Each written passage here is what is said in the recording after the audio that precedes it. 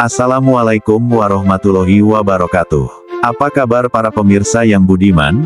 Selamat datang di channel Cerita Islam dan Dunia. Semua yang berkaitan dengan dunia Islam insya Allah ada di sini. Dan tidak lupa juga, kita saling mendoakan semoga semuanya dalam keadaan sehat walafiat, dilancarkan semua urusannya, diberi jalan terang dalam setiap usahanya. Amin ya robbal alamin. Bismillahirrohmanirrohim. Pemirsa yang budiman, selamat datang kembali di episode audio buku dari karya tulis klasik umat Islam pada abad pertengahan. Berikut ini kelanjutan dari kisah Ibnu Battuta, seorang penjelajah muslim yang mendokumentasikan pengalamannya waktu itu. Kemudian pengalamannya disusun menjadi sebuah buku yang berjudul Rihlah Ibnu Battuta. Ini adalah kelanjutan dari perjalanan pada bab dari Tangir ke Alexandria part 2. Kota Alexandria. Kemudian kami tiba pada awal bulan Jumadil awal di kota Alexandria, semoga Allah menjaganya, sebuah kota pelabuhan yang terlindungi, negeri yang indah, menakjubkan, dan kokoh bangunannya. Di sana terdapat segala bentuk keindahan dunia dan agama, kemegahan tempat-tempatnya, kehalusan maknanya, serta bangunan yang megah dan kuat. Kota ini unik dalam kemilau cahayanya, bagai burung yang menampakkan keindahan bulunya. Ia menghimpun keelokan timur dan barat karena letaknya di tengah antara kedua wilayah. Setiap keajaiban ada di sini, dan setiap hal menakjubkan berujung padanya. Banyak orang telah mendeskripsikannya dengan panjang lebar, dan kitab-kitab tentang keajaibannya pun ditulis. Cukuplah bagi yang rindu akan hal itu tulisan Abu Ubaid dalam kitab Al-Masalik. Alexandria memiliki 4 gerbang, bab Al-Sidrah menuju jalan ke Maghrib, Maroko, bab Rashid, bab Al-Bahar, laut, dan bab Al-Ahdar, hijau, yang hanya dibuka pada hari Jumat untuk masyarakat berziarah ke kuburan. Pelabuhannya sangat terkenal. Aku belum pernah melihat pelabuhan sehebat ini di dunia, kecuali pelabuhan Kulam dan Kalikut di India, pelabuhan orang kafir Girdak di negeri Turki, serta pelabuhan Al-Zaitun di negeri China, yang akan disebutkan nanti. Aku mengunjungi Menara Paros, dan melihat salah satu sisinya telah runtuh. Menara ini berbentuk persegi menjulang tinggi, pintunya terletak di ketinggian. Di seberang pintu ada bangunan setinggi menara, di antara keduanya dipasang papan kayu sebagai jembatan. Jika papan itu diangkat, tidak ada jalan masuk. Di dalam pintu terdapat tempat duduk penjaga menara, serta banyak ruangan.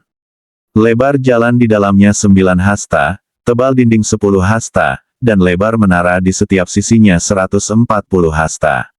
Menara ini berada di atas bukit tinggi, berjarak 1 farsak sekitar 5 km, dari kota di dataran yang dikelilingi laut dari 3 sisi hingga menyatu dengan tembok kota. Satu-satunya jalan darat ke menara adalah melalui kota.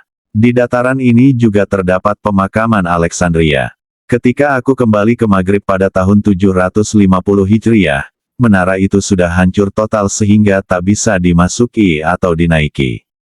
Sultan An-Nasir, semoga Allah merahmatinya, pernah berencana membangun menara serupa di dekatnya, tetapi wafat sebelum menyelesaikannya.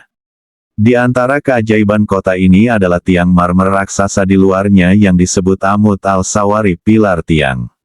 Ia berdiri di tengah kebun kurma, menjulang lebih tinggi dari pohon-pohonnya. Tiang ini terbuat dari 1 potong marmer yang dipahat sempurna, berdiri di atas dasar batu persegi besar seperti toko-toko besar. Tidak diketahui bagaimana cara tiang ini didirikan. Saat aku tiba di Alexandria, pemimpinnya bernama Salahuddin.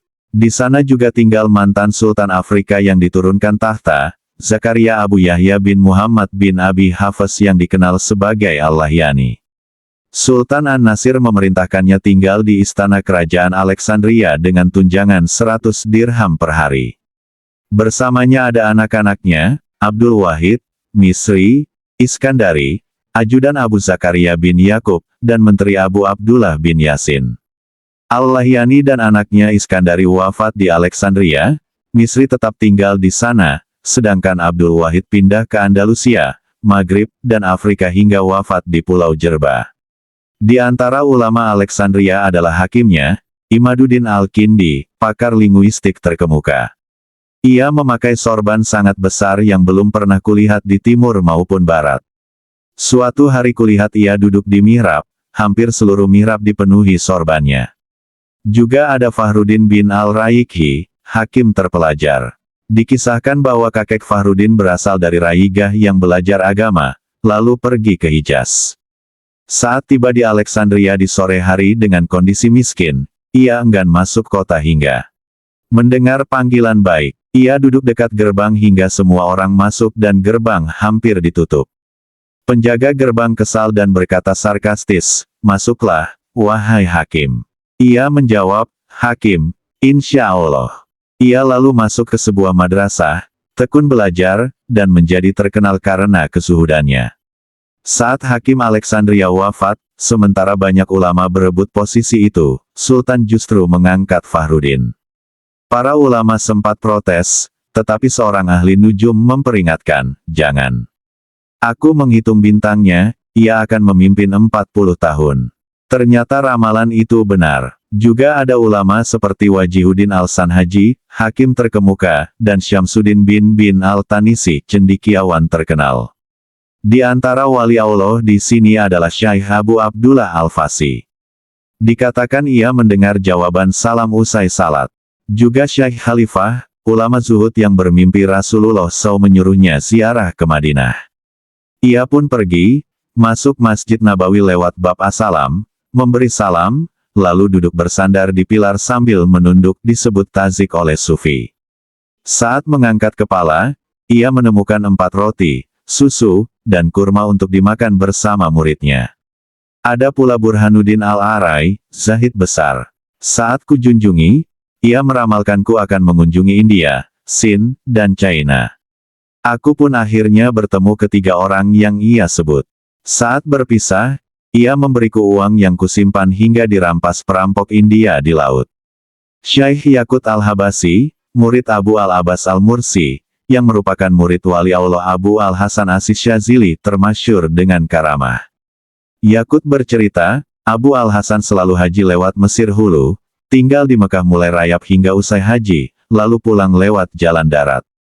Pada tahun terakhir hidupnya, ia meminta pembantunya membawa cangkul, kain kafan, dan perlengkapan jenazah.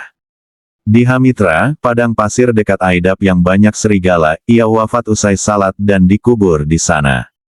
Makamnya bertuliskan silsilahnya hingga Hasan bin Alira. Setiap kali berlayar, ia membaca Hisbe al-Bahar, wirid laut, yang masih diamalkan murid-muridnya. Peristiwa tahun 727 konflik antara Muslim dan pedagang Nasrani di Alexandria.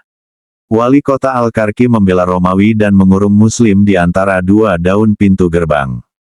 Masyarakat marah, merusak pintu, dan mengepung rumahnya. Sultan An-Nasir mengirim 2 panglima kejam, Al-Jamali dan Tugan, dituduh penyembah matahari. Mereka menangkap tokoh terkemuka seperti keluarga Al-Kubak, merampas harta, memasung leher Kadi Imaduddin dengan rantai, lalu memenastris H36 orang. Mayat mereka dipasteris T*2 dan disalbe berbaris pada hari Jumat. Saat masyarakat ziarah kubur usai salat, mereka menyaksikan tragedi itu. Di antara korban adalah saudagar Ibn Ruwaha yang memiliki gudang senjata untuk membela kota. Ia berusaha menjelaskan niat baiknya, tetapi dituduh memberontak dan dihukum mati. Selama di Alexandria, aku mendengar kisah Syekh Abu Abdullah Al-Mursyidi, wali besar yang tinggal di Menya Bani Mursyid. Ia hidup menyendiri di zawiyah tanpa pembantu. Para pejabat dan masyarakat datang setiap hari, dan ia menghidangkan makanan sesuai keinginan tamu, bahkan di luar musim. Para ulama juga meminta nasihat tentang jabatan. Sultan An-Nasir kerap mengunjunginya. Kisahnya masyhur dan mutawatir.